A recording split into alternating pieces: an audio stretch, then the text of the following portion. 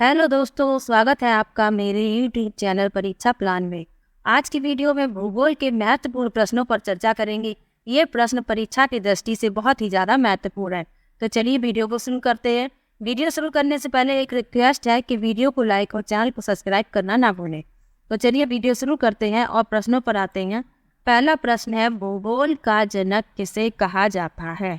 पहला विकल्प है इरेटोस्थनीज, दूसरा है हेरोडोटस, तीसरा है हिप्पारकस और चौथा है हिकेटियस।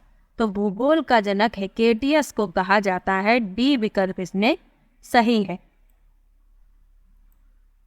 अगला प्रश्न है, सौर मंडल के बारे में विश्व के समक्ष जानकारी प्रस्तुत करने का श्रेय किस विद्वान को जाता है?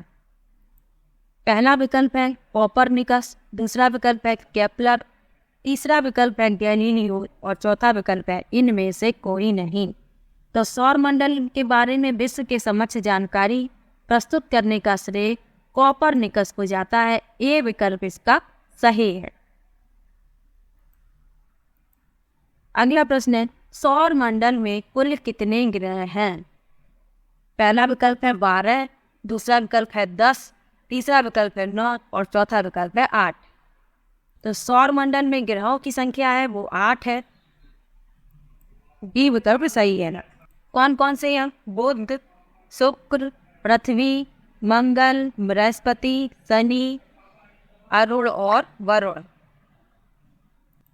पहले 9 ग्रह थे। प्लूटो भी पहले ग्रहों की श्रेणी में आता था, लेकिन अब ये बौने ग्रह की श्रेणी में डाल दिया गया है। तो कुल ग्रह की संख्या कितनी हो गई है? 8। इनको याद रखना है, 8 हैं ग्रह, 9 नहीं है, इसलिए 8 पर टिक करना है। निम्नलिखित में से कौन एक तारा है? पहला विकल्प है पृथ्वी, दूसरा विकल्प है शुक्र, तीसरा विकल्प है सूर्य और चौथा विकल्प है चंद्रमा। तो पृथ्वी और शुक्र ये तो ग्रह हैं और चंद्रमा उपग्रह है। तो तारा कौन हुआ? सूर्य। सूर्य एक तारा है। अगला प्रश्न है, कौन सा ग्रह सूर्य के सबसे निकट है? तो कौन सबसे ज्यादा सूर्य के निकट है?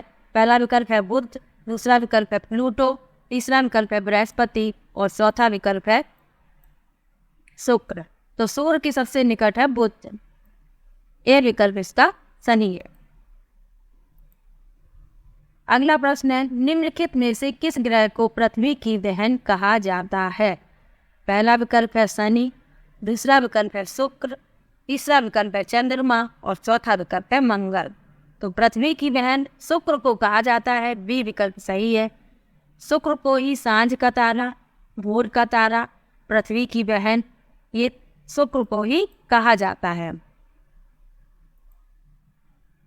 क्यों कहा जाता है? क्योंकि ये आकार में पृथ्वी के समान है, इसलिए इसको पृथ्वी की बहन कहा जाता है।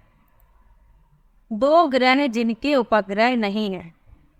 पहला विकल्प है पृथ्वी और शनि, दूसरा विकल्प है शुक्र और बुध, तीसरा विकल्प है बृहस्पति और बुध। बुध सब में गलत टाइप हो गया है।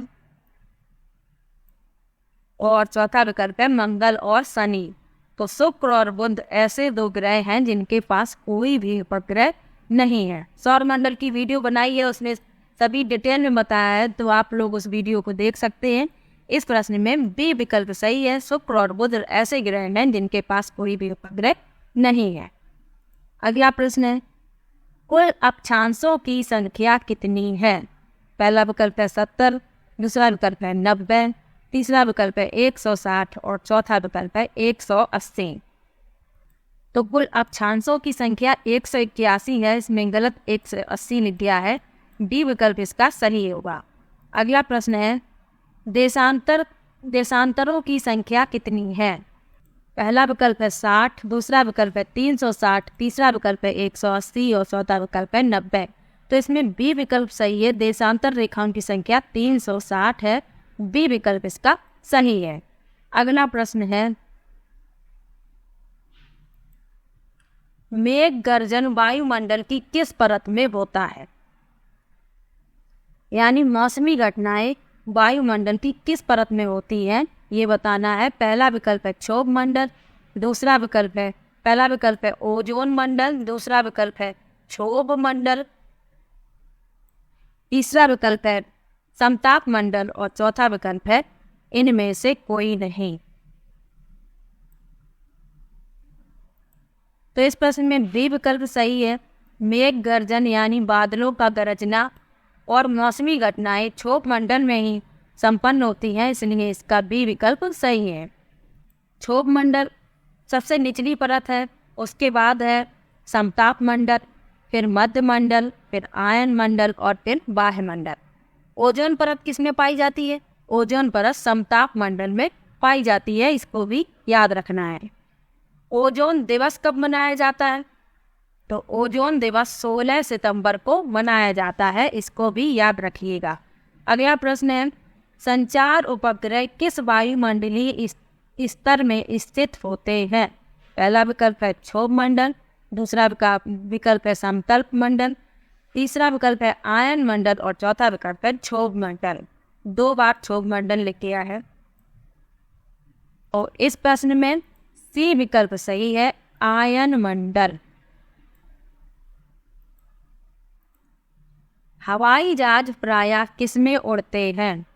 क्षोभ मंडल, समतल मंडल, समताप मंडल और मध्य मंडल।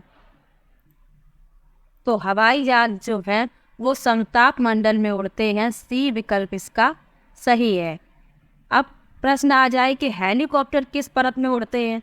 तो हेलीकॉप्टर क्षोभ मंडल में उड़ते हैं, ज़्यादा ऊंचाई पर नहीं उड़ाए जाते हैं हेलीकॉप्टर, जबकि हवाई जहाज ऊंचाई पर उड़ते हैं, इसलिए ये समताप मंडल में उड़ते हैं और हेलीकॉप्टर जो है वो क्षोभ मंडल में उड़ते हैं। दोनों को याद रखना है। अगला प्रश्न है वायुमंडल की सबसे निचली परत कहलाती है? अभी बताया था, पहला विकल्प है क्षोभ मंडल, दूसरा है समतल मंडल, तीसरा है आयन मंडल और चौथा है मध्य मंडल। तो सबसे निचली परत है वो क्षोभ मंडल है, ए विकल्प इसका सही है। अगला प्रश्न है क्षेत्रफल की दृष्टि से विश्व का सबसे छोटा महाद्वीप कौन सा है? पहला विकल्प है अंटार्कटिका, दूसरा विकल्प है अफ्रीका, तीसरा विकल्प है यूरोप और चौथा विकल्प है ऑस्ट्रेलिया। तो क्षेत्रफल की दृष्टि से सबसे छोटा महाद्वीप ऑस्ट्रेलिया है, डी विकल्प इसका सही है। सबसे बड़ा महाद्वीप कौन सा है? एशिया महाद्वीप। भारत किस महाद्वीप में स्थित है? एशिया महाद्वीप में स्थित है। विश्व का सबसे बड़ा महासागर है? पहला विकल्प है अटलांटिक महासागर, दूसरा है आर्कटिक महासागर, तीसरा है प्रशांत महासागर और चौथा है हिंद महासागर। विश्व का सबसे बड़ा महासागर प्रशांत महासागर है, सी विकल्प इसका सही है।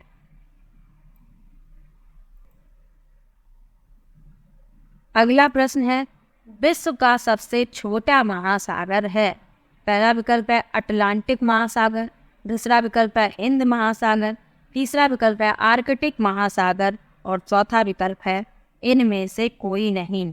तो सबसे छोटा महासागर है आर्कटिक महासागर, सी विकल्प इसका सही है। अगला प्रश्न है किस पर्वतीय स्थल को सतपुड़ा की रानी कहते हैं? पहला विकल्प है पंचमढ़ी, दूसरा विकल्प है नीलगिरी, तीसरा विकल्प है महेंद्रगिरी और चौथा विकल्प है कौर्डमा। तो इस प्रश्न में पहला विकल्प सही है, पंचमढ़ी। सतपुड़ा की रानी किसे कहते हैं? पंचमढ़ी को कहते हैं। अगला प्रश्न है किस स्थान को भारत की सिलिकॉन वैली कहा जाता है? पहला विकल्प है दिल्ली, दूसरा विकल्प है पुणे, तीसरा विकल्प है बेंगलुरु और चौथा विकल्प है हैदराबाद। तो इस प्रश्न में सी विकल्प सही है, बेंगलुरु को सिलिकॉन वैली कहा जाता है। भारत की सिलिकॉन वैली बेंगलुरु को कहा जाता, तो भारत की सिलिकॉन वैली बेंगलुरु को कहते हैं। अगला प्रश्न है भारत में एकमात्र सक्रिय ज्वालामुखी बैरन आइलैंड कहाँ स्थित है? पहला विकल्प है अंडमान द्वीप समूह, दूसरा विकल्प है निकोबार द्वीप समूह, तीसरा विकल्प है लक्षद्वीप और चौथा विकल्प है मिनिकॉय।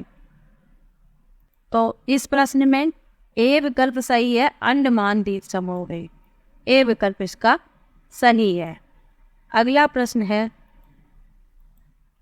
किस देश के साथ भारत की सबसे लंबी अंतर्राष्ट्रीय सीमा लगी हुई है? पहला विकल्प है नेपाल, दूसरा विकल्प है पाकिस्तान, तीसरा विकल्प है चीन और चौथा विकल्प है बांग्लादेश। तो इस प्रश्न में डी विकल्प सही है, बांग्लादेश। भारत की सबसे लंबी अंतर्राष्ट्रीय सीमा बांग्लादेश के साथ लगी हुई है। अगला प्रश्न है, निम्नलिखित में से किस पर्वतीय स्थल के नाम का अर्थ वज्रपात स्थल है? पहला विकल्प है गंगटोक, दूसरा विकल्प है शिल्लांग, तीसरा विकल्प है ऊटक मंडल और चौथा विकल्प है दार्जिलिंग। इस प्रश्न में चौथा विकल्प सही है, दार्जिलिंग। डी विकल्प इसका सही है।